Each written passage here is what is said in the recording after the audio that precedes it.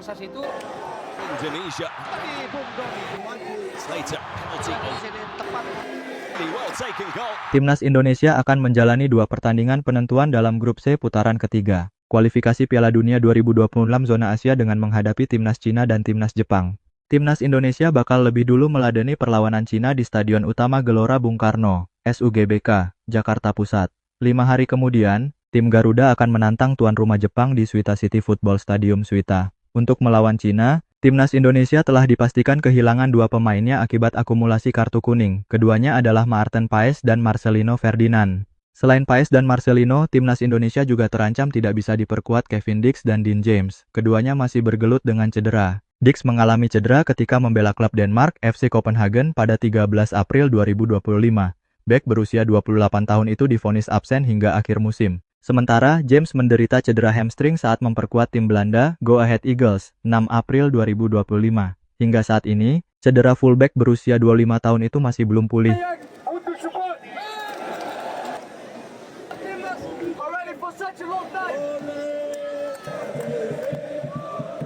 Ketua PSSI Erick Thohir mengisyaratkan timnas Indonesia akan mempersiapkan pemain pengganti jika Dix dan James masih belum fit untuk menghadapi Cina dan Jepang. Saya tidak tahu, yang namanya risiko cedera pasti terjadi di seluruh pemain. Sejak dahulu saya bilang kenapa kita perlu penebalan tim senior 2x11, bahkan 3x11, tutur Erick Thohir. Karena ini memang talent pool kami harus tebal. Risiko cedera itu bisa terjadi, belum lagi ketika ada penumpukan turnamen, timnas Indonesia dan U23 bertanding di bulan yang sama misalnya, imbuh Erick Thohir. Saat ini, timnas Indonesia berada di peringkat keempat klasemen sementara grup C dengan 9 poin dari 8 laga. Tim posisi ketiga dan keempat bakal lolos ke putaran keempat. Itu juga yang kita ketahui pemain timnas Indonesia banyak juga yang masih bisa bermain di U23, tambah tipis lagi. Jadi, kita harus siap dengan segala risiko, jelas Erick Thohir. Memang, dengan cederanya Dix ataupun James yang layak masuk starting 11 timnas Indonesia, memang perlu menjadi pertimbangan untuk pemain pengganti.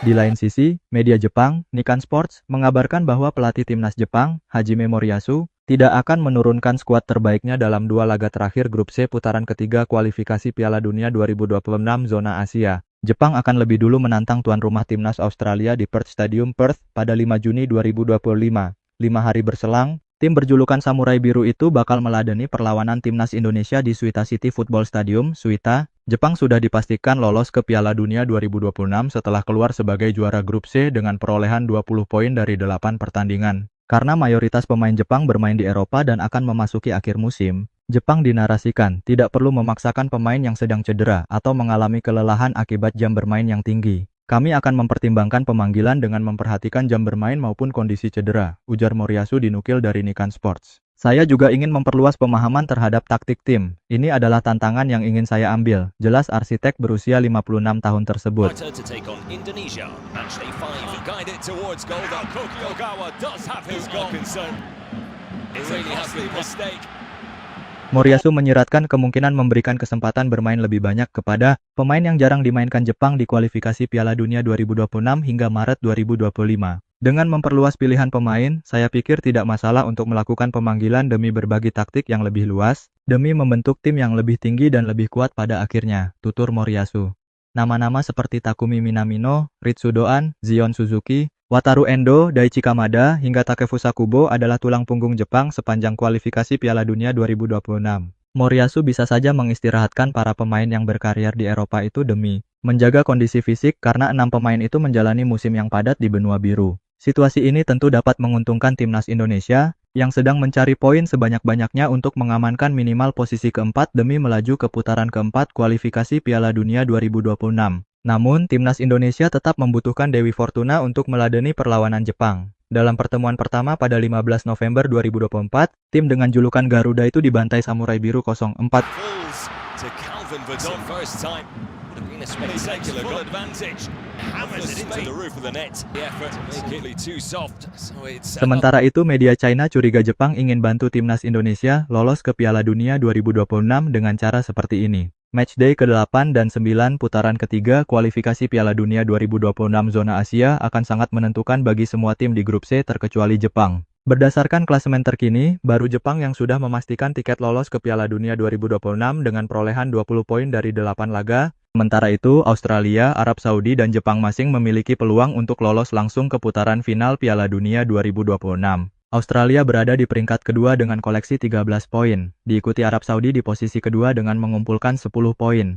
Timnas Indonesia yang baru pertama lolos ke putaran ketiga kualifikasi Piala Dunia bercokol di urutan keempat dengan 9 angka. Secara matematis, ketiga tersebut masih memperebutkan tempat di peringkat kedua untuk menemani Jepang yang sudah lolos. Selain itu, masih ada Cina dan Bahrain yang berpeluang lolos ke Piala Dunia 2026 melalui jalur putaran keempat babak kualifikasi. Bahrain dan Cina pada saat ini berada di peringkat kelima dan keenam dengan perolehan 6 poin dari 8 pertandingan.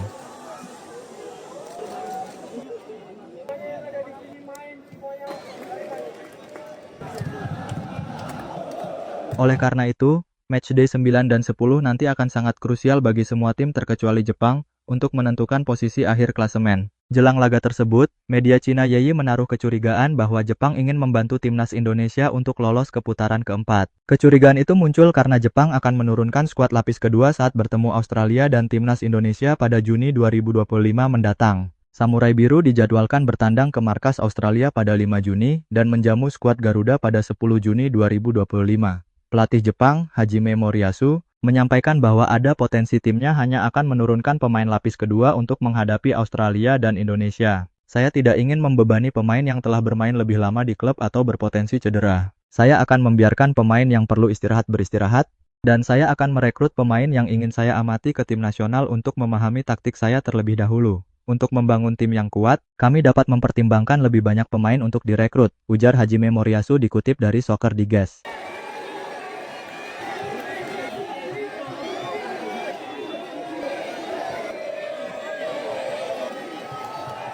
Keputusan ini diambil karena beberapa pemain Jepang mengalami cedera dan kelelahan setelah menjalani musim yang berat di Eropa. Hal ini ternyata menjadi perhatian serius bagi media Cina karena timnas Indonesia bisa saja merebut poin dari markas Jepang. Jika skenario tersebut terjadi, tim besutan Patrick Kluivert itu bisa melangkah ke putaran keempat kualifikasi Piala Dunia 2026.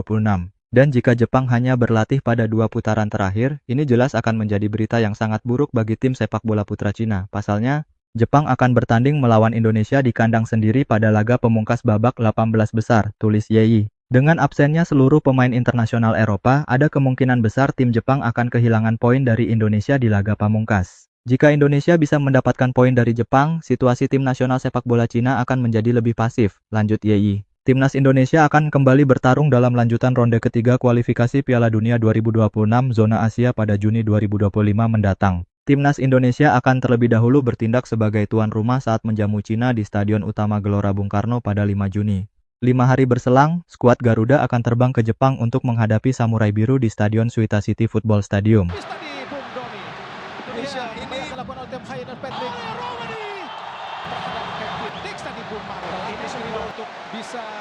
Pelatih Timnas U23 Indonesia, Gerald Vandenburg melakukan kunjungan ke dua klub Jawa Tengah yang berkompetisi di Liga 1, PSIS Semarang dan Persis Solo. Demi melakukan pemantauan kepada calon pemain Timnas U23 Indonesia, Gerald Vandenburg melakukan perjalanan ke Jawa Tengah. Kali ini ia menyambangi dua klub yang berlaga di Liga 1, yakni PSIS Semarang dan Persis Solo pada Rabu, 7 Mei 2025. Gerald lebih dulu menyambangi PSIS Semarang yang disambut sang pelatih caretaker, M. Ridwan beberapa pemain dan staf, namun klub asal Semarang itu tidak mempublikasikan secara resmi pertemuan yang terjadi di salah satu restoran tersebut. Kemudian Gerald Vandenburg beralih ke Solo untuk menengok latihan Persis Solo. Pelatih asal Belanda itu disambut pelatih kepala Persis, Ong Kim Swee dan jajaran stafnya. Ong Kim Swee sendiri menganggap kedatangan Gerald sebagai suatu hal positif seorang pelatih Timnas U23 Indonesia yang mengenali para pemainnya. Ya, satu tanda yang cukup positif, di mana saya percaya bahwa pelatih Timnas Indonesia U23 ingin mengenali para pemain, kata Ong Kim Swee dalam rilis resmi yang dikeluarkan klub.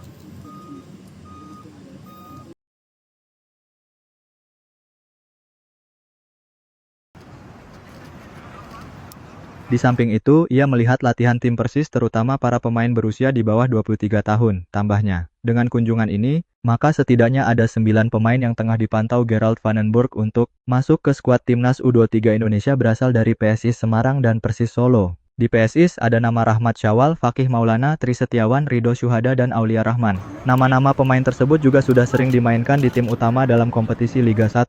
Sementara di Persis Solo ada nama-nama pemain seperti Zanadin Faris, Randy Sanjaya, Altaf Al-Rizky dan Arkan Kaka. Ong Kim Sui berharap Gerald selanjutnya tidak hanya menyambangi klub saat latihan melainkan saat pertandingan juga. Saya berharap banyak lagi rencana-rencana ataupun juga pelatih datang melihat sendiri para pemain ini, bukan saja datang pada latihan tim, tetapi pada pertandingan-pertandingan Persis yang akan datang, kata OKS.